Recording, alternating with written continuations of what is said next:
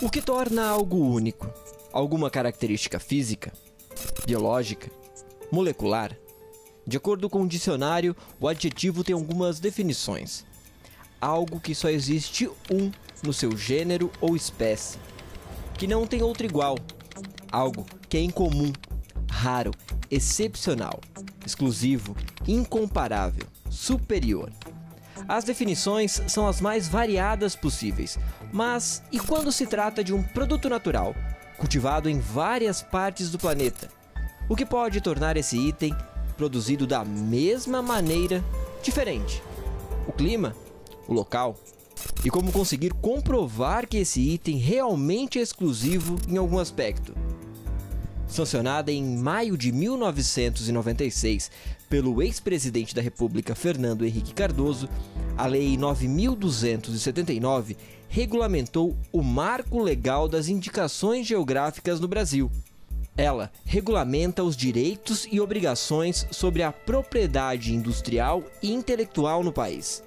Concedida pelo Instituto Nacional de Propriedade Industrial, o INPI, as indicações geográficas são reconhecimento da notoriedade de uma região na produção de um bem ou de um serviço e ajudam a proteger esse conhecimento.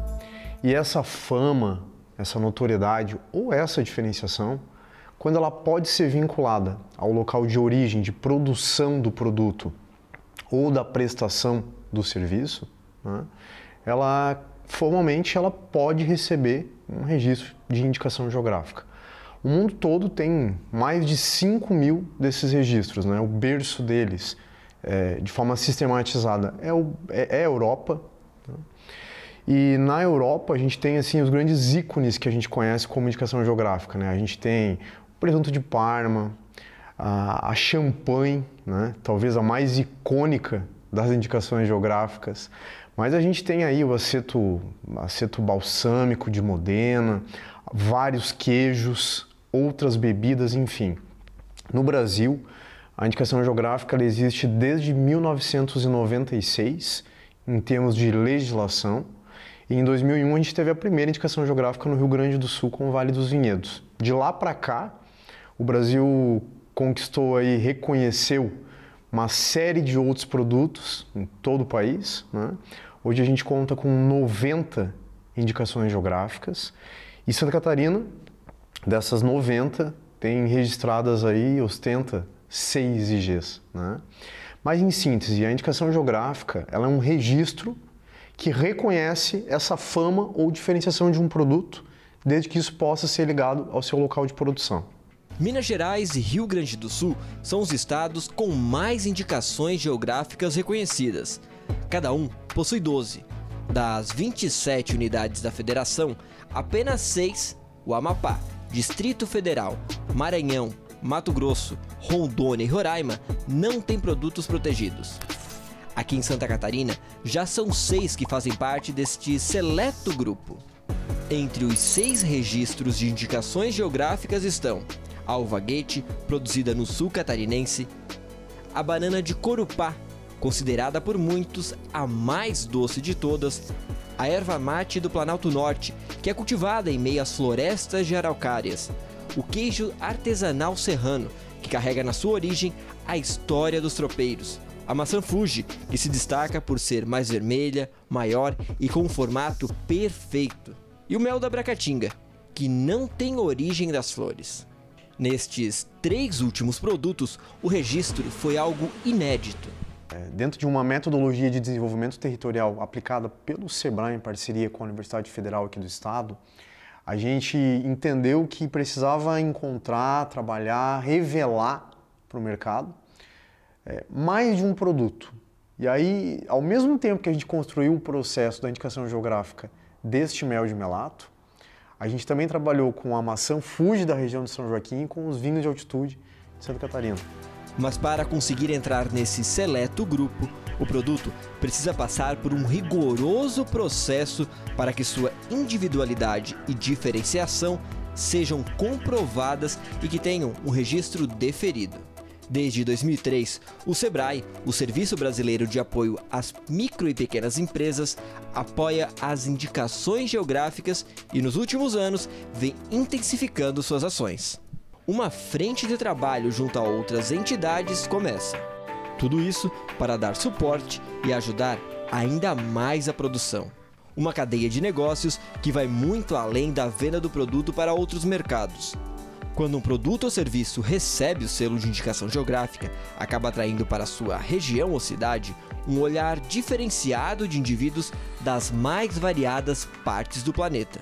A ideia é que um produto líder de um território, como uma indicação geográfica, por exemplo, né, ela possa trazer ganhos para a cadeia produtiva, diretamente ligada a esse produto, mas que ele também consiga fazer com que outros produtos do território sejam revelados e sejam promovidos de forma conjunta, trazendo aí benefícios a outras cadeias produtivas localizadas no mesmo território.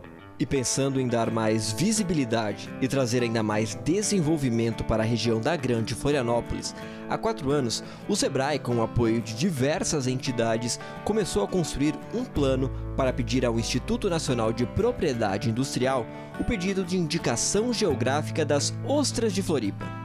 E apesar de carregar o nome da capital catarinense, os moluscos produzidos em outras cidades da região também serão beneficiados. Entre elas estão São José, Biguaçu, Palhoça e Governador Celso Ramos. O que anima o Leonardo, que tem uma longa história com a maricultura florianopolitana. Quando o projeto Ostras começou em Santa Catarina, começou aqui em Santo Antônio com os 6 que eu chamo de cobaias da universidade. Meu pai era um deles, hoje o único vivo. Isso foi na década de 80, mais precisamente no ano de 87. Então, um pesquisador da Universidade Federal, quando chega em Florianópolis com a tese dele de doutorado concluída, ele se depara com aqui alguns pescadores colocando um experimento na água que eram jangadas de bambu com mariscos. O bairro tinha na sua cultura gastronômica o consumo de marisco nos eventos esportivos e religiosos. Dali, uma série de coincidências chama a atenção do professor, e aí ele oferece, enfim, para esses pescadores a oportunidade de um experimento que seria atrelado a um momento difícil da pesca artesanal, né? Então, temos uma alternativa de renda, que seria o quê? O cultivo de moluscos. O Leonardo lembra que quando assumiu o negócio da família, o apoio do SEBRAE foi necessário para ajudar a difundir a cultura das ostras. Atualmente, o produtor faz o cultivo completo do molusco. As sementes são recebidas e, a partir dali, passam por um processo minucioso. O processo produtivo, ele basicamente passa por 3 etapas na fase de cultivo, né? Então, eu tenho os cilindros de recepção, que são 3 malhas. Uma malha 500 micras, que eu chamo de cilindro número 1. Ela tem um manejo de lavação de tela com 3 dias e uma classificação por tamanho nas peneiras no 6º dia. Então, 3 dias lava, no 6º dia abre, lava a tela e peneira as sementes. As que crescem vão para o cilindro número 2, que é uma tela de 1 milímetro. As que não cresceram voltam para o mesmo recipiente da tela de 500, sofrendo o mesmo processo, 3 dias lava, 6 dias peneira. As que foram para o cilindro número 2, que é a malha 1 milímetro, elas vão ser lavadas e peneiradas com 6 dias. Ali eu digo que já começa a minha evolução, né? Com 6 dias eu vou ter um percentual que vai subir para a tela 3, que é 2,5 milímetros de furação, onde ela vai ficar 10 a 12 dias na água sem mexer. Até que com 10, 12 dias a gente vai peneirar, vai lavar o equipamento, vai classificar. Nesse momento é onde a gente começa a observar o que a gente chama de pontas de lote. São as ostras que mais desenvolvem com velocidade, né? Então, nesse cilindro 3, aquele lote dentro de um lote que se desenvolve mais rápido, ele já mostra a sua cara. E aí a gente vai ter essas pulando para a segunda fase, que é a fase de travesseiros. A gente chama de aceleradores de crescimento. Do travesseiro ela vai para a engorda. Quando que ela chega na engorda? Quando ela ultrapassa os 5 centímetros de tamanho. Dali para frente ela cresce na flutuação, cresce, porém ela diminui a velocidade de crescimento. E aí é onde eu falo que a gente conversa com a ostra. Os manuais de controle nos dão essa oportunidade de enxergar. Quando a gente enxerga e percebe que ela diminui a velocidade de crescimento, o que a gente faz? Onde que ela cresce mais? Quando ela está maior, na profundidade. Então a gente verticaliza ela, coloca nas lanternas, onde a gente chama de fase final, a fase de engorda. Então na fase de engorda nós temos 3 malhas de lanterna. A malha número 9, a malha número 14 e a malha número 21. Então a gente, na classificação da estrutura, eu chamo bola quadrada de traço, é uma legenda interna, né? O que eu tenho ali de diferencial? Na bola eu vou ter com 30 dias de trabalho, independente das malhas, 30 dias a 45, tá?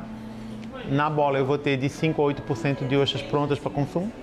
No quadrado eu vou ter de 15 a 30% de ostra pronta para consumo. E no traço eu vou ter de 50 a 70% de ostra pronta para consumo.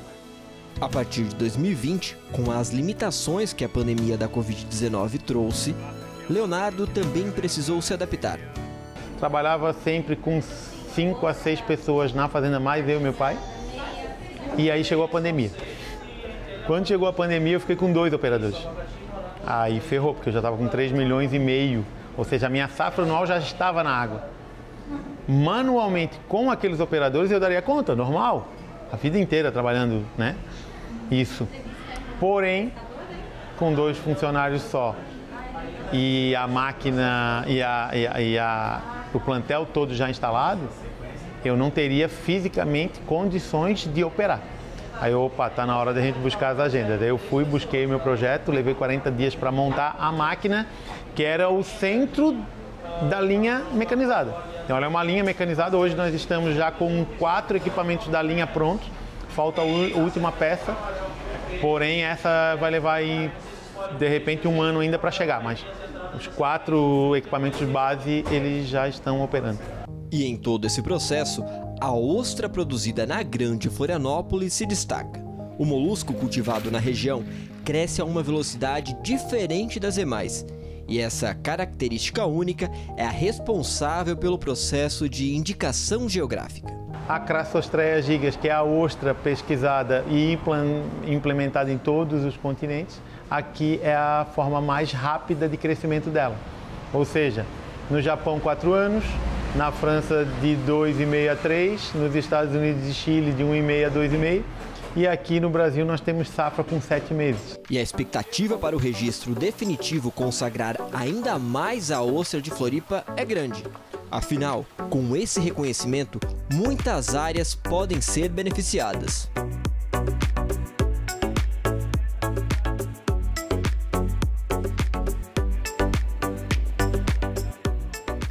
É um momento ímpar, né?